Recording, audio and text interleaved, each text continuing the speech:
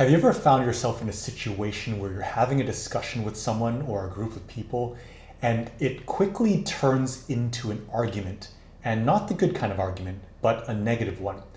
And what usually happens is you have a disagreement about something, you have your point, that other person has their point, and then instead of trying to seek the truth about the situation, your egos come out, and what you're doing is you're just trying to win the conversation as opposed to finding the truth in the conversation.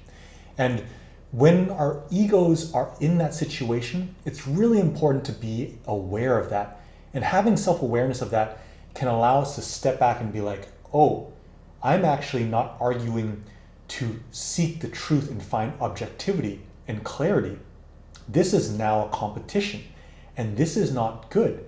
And this is probably not good for the other person as well. Now, what that is a signal to you that you're not being authentic with the argument anymore or that discussion, because you're just trying to win and that person is just trying to win. And that doesn't serve anyone, because whether you end up being right or they end up being right, they might find ways, or you might find ways, to just win the argument. Now, this is something that I've experienced in my life, and it's definitely a work in progress, but just being aware of that already helps, because when you're in the moment in a discussion and it shifts the tone from being just a discussion to trying to win the argument, then you realize you've actually lost already, because you're being defensive and you're trying to one-up the other person, and that is disingenuous. Now, if you are happening to be right on the topic, that's fine, because you want to be objective and place your stance on that topic. But if you're doing it from a place of wanting to get one up on the other person, then it's not a good situation.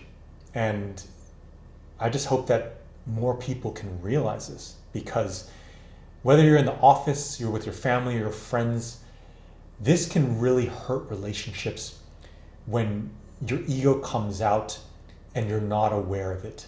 And having that ego control you as opposed to you controlling your ego can have long-term effects on the way people perceive you and the way you feel about yourself. And this is just a message that I'm speaking to you, but it's also just a message to speak to myself about it, because it's something that I have had in many situations. And at the end of the day, no one actually wins in those situations. You feel like you've won, but you've lost because you've allowed your ego to take control of you. So I hope this helps to add some perspective on the topic of ego and relationships. My name is Dexter. I'm a mindset coach. I talk about decision-making frameworks, self-awareness, and a purpose-driven life. And I hope you have a wonderful day. Bye-bye.